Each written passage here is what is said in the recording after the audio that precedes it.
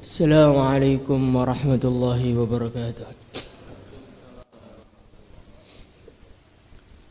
إن الحمد لله إن الحمد لله نستعينه ونستغفره ونؤمن به ونتوكل عليه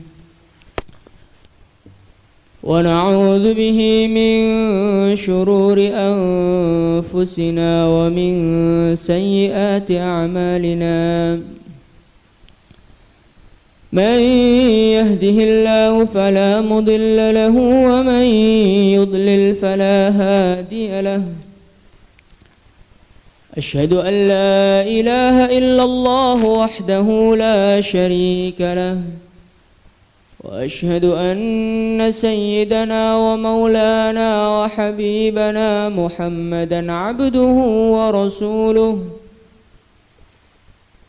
اللهم صل وسلم على سيدنا محمد وعلى آله وصحبه أجمعين. أما بعد،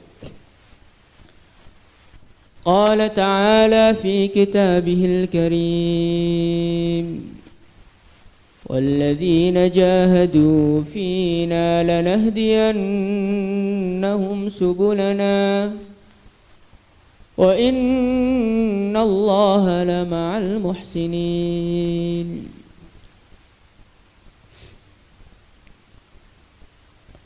Hadirin yang dimuliakan Allah Subhanahu wa taala,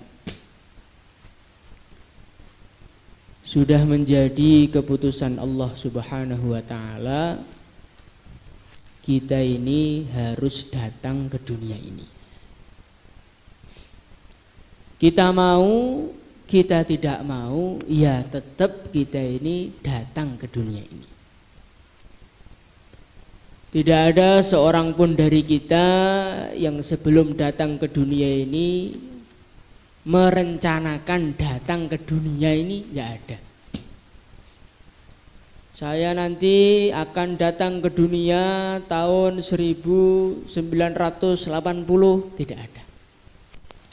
Kita tidak merencanakannya, tiba-tiba kita sudah ada di dunia ini. Hadirin yang mulia, begitu juga nanti akan datang satu masa kita tidak merencanakannya, kita tidak memikirkannya, kita belum menginginkannya, tiba-tiba kita sudah enggak ada di dunia. Kadang-kadang kita ngobrol dengan seseorang, maka dia mengatakan, "Pak, besok kita ketemuan lagi. Sudah saya siapkan semua kok pertemuan kita ini. Makanannya sudah saya siapkan, rumahnya sudah saya siapkan. Nanti besok pokoknya Bapak harus datang lagi."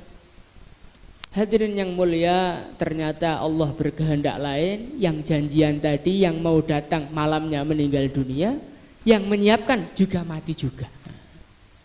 Inilah dunia, datang tidak disangka-sangka, pulang juga tidak disangka-sangka.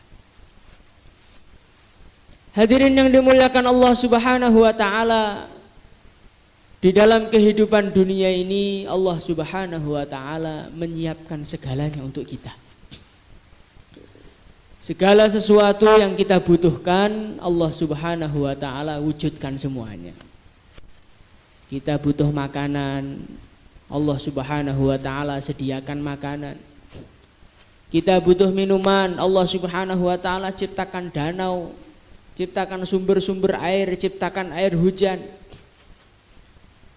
Segala sesuatu yang dibutuhkan oleh manusia Allah Subhanahu wa taala ciptakan dengan jumlah yang begitu banyak. Contohnya manusia ini suka makan kambing. Maka walaupun kambing itu setiap Idul Adha kematiannya terbanyak, kemudian anaknya juga enggak banyak, kambing itu paling anaknya 1, anaknya 2. Tapi di mana-mana kambing itu ada. Tapi kita lihat kucing, anaknya itu banyak, sekali melahirkan 5, 8. Tapi karena bukan untuk makanan manusia, ya jumlahnya kucing itu tidak banyak. Padahal orang sini insya Allah nggak ada yang makan kucing. Beda kalau di daerah Solo mungkin ada. Hadirin yang muliakan Allah Subhanahu wa taala. Jadi Allah Subhanahu wa taala ini telah menyediakan sedaya ingkang diperlokne manusia itu siapne sedaya. Maka bagi manusia yang mikir tentu dia akan bertanya-tanya. Saya datang ke dunia ini di luar rencana saya. Nanti saya mati juga di luar rencana saya. Lah setelah saya di dunia ini kok semuanya ada, ini mesti ada yang mendatangkan saya ke dunia ini. Dan mesti saya didatangkan ke dunia ini mesti ada maksudnya. Ini orang kalau mikir dia pasti akan bertanya-tanya. Tapi kalau orang tuh nggak mikir, langsung pokoknya makanan ada ya dimakan, dunia ya dikumpulkan. Pokoknya mikir dunia terus. Tengah-tengah tawajuh dengan dunia, tiba-tiba dia dipaksa meninggal dunia. Hadirin yang mulia, maka Allah Subhanahu wa taala tidak membiarkan kita di dalam kebingungan. Allah Subhanahu wa taala mengirim para nabi, para rasul untuk menjelaskan kepada kita untuk apa toh kita ini ditaruh di dunia ini, untuk apa. Tabarakalladzi biyadihil mulku wa huwa ala kulli syai'in qadir. Alladzi khalaqal mauta wal hayata liyabluwakum ayyukum ahsanu amala wa huwal azizul ghafur. Allah Subhanahu wa taala ini menciptakan kehidupan, menciptakan kematian, menciptakan kehidupan dunia ini untuk apa? Liyabluwakum ayyukum ahsanu amala, untuk menguji kita siapakah di antara kita yang terbaik di dalam mengerjakan tugas selama di dunia ini.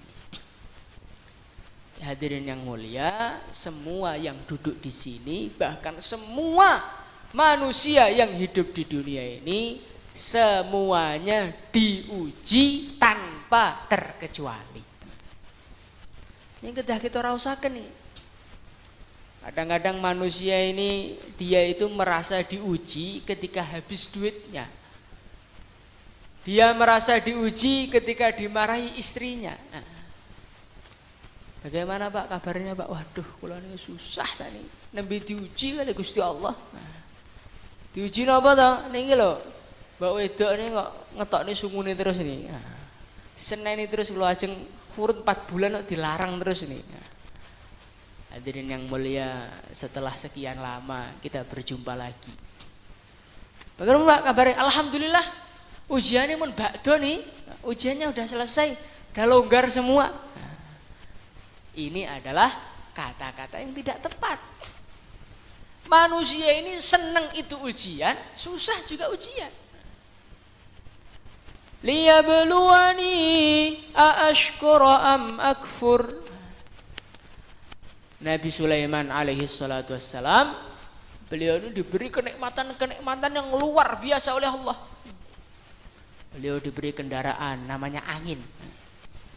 Kalau sekarang kita ini pengen ke udara harus pakai pesawat, harus bayar. Itu pun harus nunggu jadwalnya. Nah kalau Nabi Sulaiman mboten, Pak. Pokoknya pengen numpak angin sak wayah-wayah miber langsung ngeten mawon. Ini Nabi Sulaiman. Maka Nabi Sulaiman beliau mengatakan, nikmat-nikmat yang banyak ini liyabluwani aashkuru am akfur, ini untuk menguji saya. Ini Allah ini memberi nikmat-nikmat seperti ini untuk menguji saya.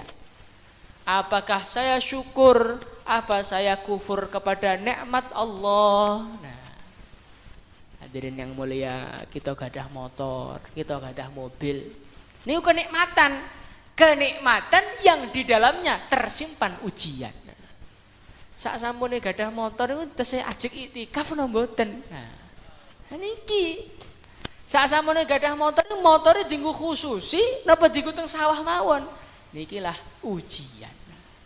Kalau kita punya motor, iktikafnya malah tambah lama. Oh, berarti nanti pertanyaan mengenai motor akan dikurangi oleh Allah. Tapi kalau kita ini punya motor, taklim akhir tengah-tengah mentek omah. Nah, mengikali Gusti Allah ditangkleti Kang, sampeyan kuwi diwai motor kok malah gak gelem iktikaf piye? Nah, kita jenengan badhe jawab napa, Pak? Hadirin yang mulia, inilah dunia. Kesusahan itu ujian. Kalau kesusahan itu ujian, semua orang sadar. Tapi kalau menyadari kenikmatan itu ujian, inilah banyak orang yang tidak sadar. Liyabluwakum, Allah meletakkan kita ke dunia ini adalah untuk ujian. Ujian ketika mendapatkan nikmat masih ngerjakan tugasnya apa tidak. Ketika mendapatkan kesusahan masih ngerjakan perintah apa tidak. Hadirin yang mulia, biasanya manusia ini dia akan mengerjakan perintah Allah Subhanahu wa taala dikala tidak terlalu senang dan tidak terlalu susah. Manusia begitu.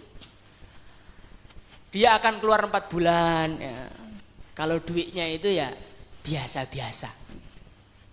Tapi kalau lagi panen besar, bisnis lancar, itu biasanya tasnya wangel, Pak. Biasanya ngeten niku. Memang iki ditinggali nek sing angel ngadeg sinten iki. Hadirin yang mulia, biasanya kalau manusia itu seneng, itu perintah Allah ditinggalkan. Sebaliknya kalau susahnya nemen, itu perintahnya Allah juga ditinggalkan. Nah, sekarang nggak pernah makom itu, Pak. Nggak pernah jauh lah, Pak. Ini ekonomi keluarga lagi ruwet ini. Jadi manusia itu kalau susahnya parah nggak ngerjakan perintah, kalau senengnya parah juga nggak ngerjakan perintah. Lah ini orang gagal semua.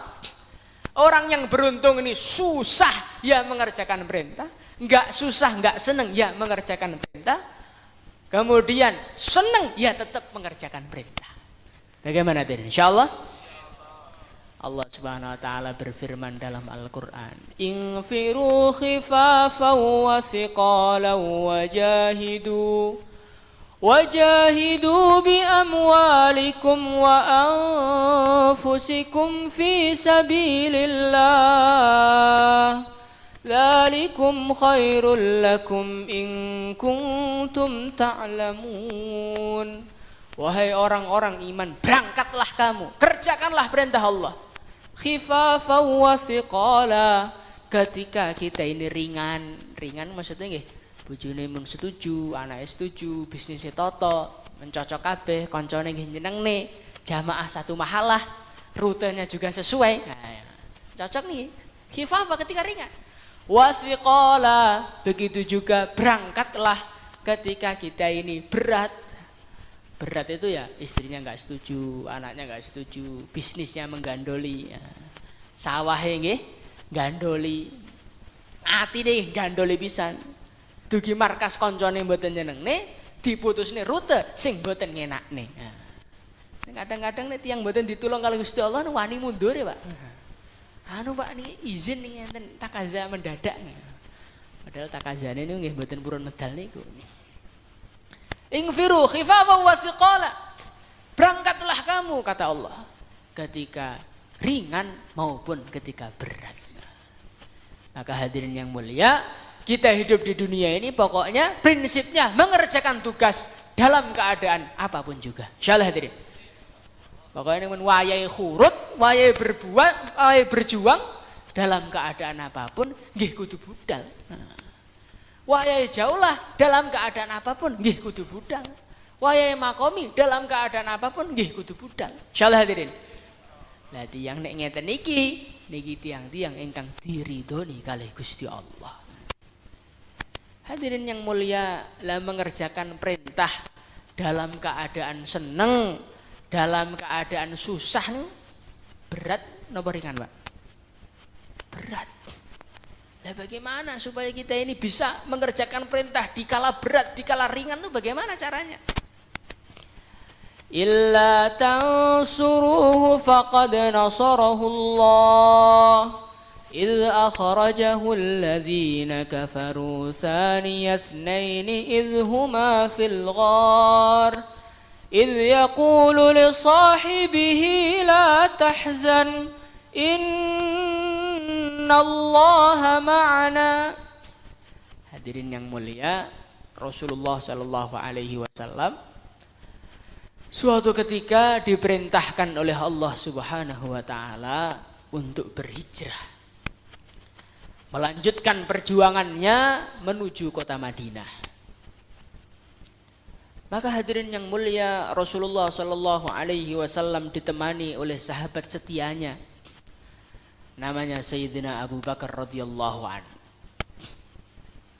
Maka untuk menghindari kejaran-kejaran orang kafir, Rasulullah sallallahu alaihi wasallam beliau istirahat sebentar di Gua Thur. Gua Thur itu satu tempat yang sangat tinggi. Kalau kita jalan kaki manjat itu ya kira-kira 2-3 jam lah, puncak gunung.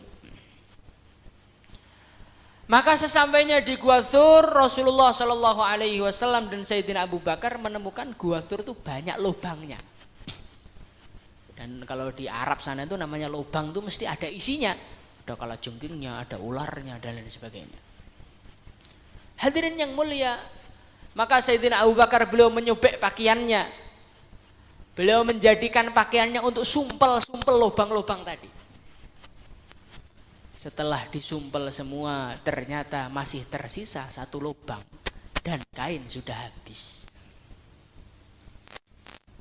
Maka hadirin yang mulia, Sayyidina Abu Bakar radhiyallahu anhu beliau akhirnya menyumpal lubang tersebut dengan kakinya. Kemudian Rasulullah sallallahu alaihi wasallam beliau istirahat di pangkuan Sayyidina Abu Bakar. Tengah-tengah Rasulullah istirahat, tiba-tiba kakinya Sayyidina Abu Bakar disengat. Maka Sayyidina Abu Bakar radhiyallahu anhu merasakan kesakitan yang luar biasa. Tapi karena Rasulullah berada di pangkuannya, beliau tidak bergerak sedikit pun. Kemudian saking gak tahannya Sayyidina Abu Bakar nangis, akhirnya beliau meneteskan air mata mengenai wajah Rasulullah sallallahu alaihi wasallam. Hadirin yang mulia, Rasulullah sallallahu alaihi wasallam beliau pun memberi nasihat kepada Sayyidina Abu Bakar. Nasihat yang sangat penting bagi orang-orang yang sedang berjuang.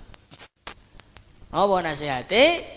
Innal la tahzan innallaha ma'ana.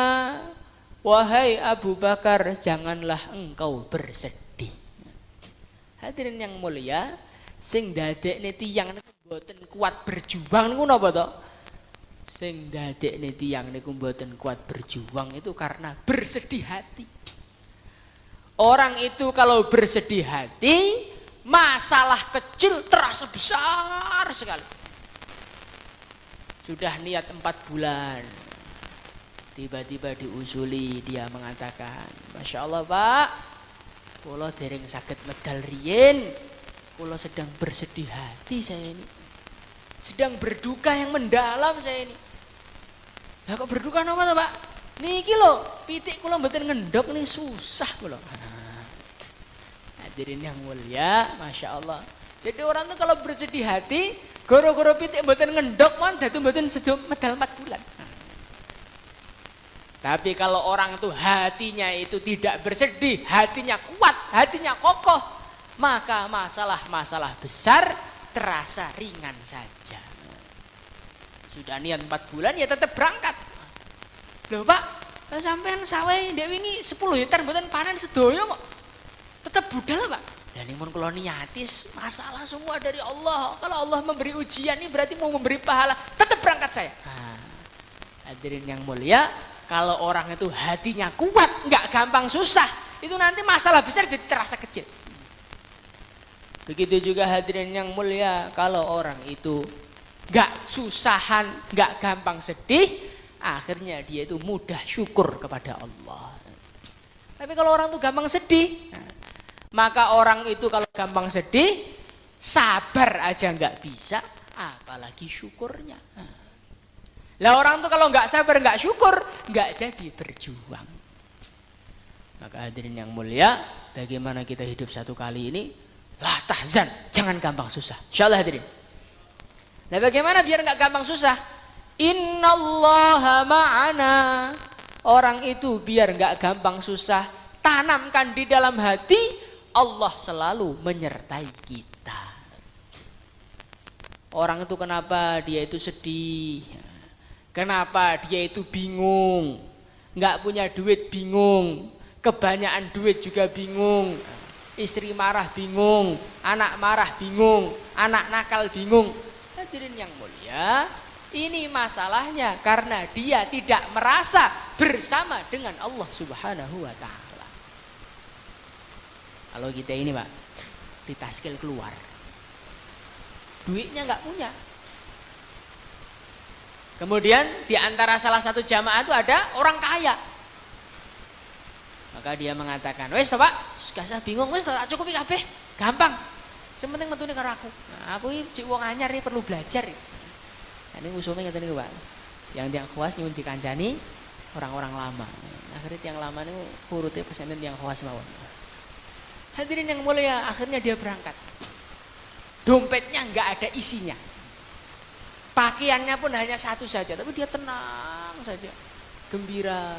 Loh, Pak, sampeyan ini metu gak ada duit seneng. Lah ngeten yang sugih gampang. Ini uang khidmat itu sudah jelas free nih. Nah, hadirin yang mulia, padahal ini baru merasa bersama dengan manusia, yang mana hati manusia itu bisa berubah kapan saja.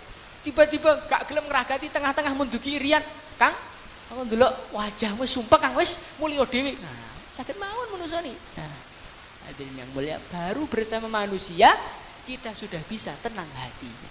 Lah bagaimana kalau orang itu sudah merasa bersama dengan Allah itu bagaimana? Walaupun nggak punya duit, walaupun gubuknya reot, walaupun masalah dari mana-mana, tenang saja, seakan-akan dia orang paling gembira di dunia.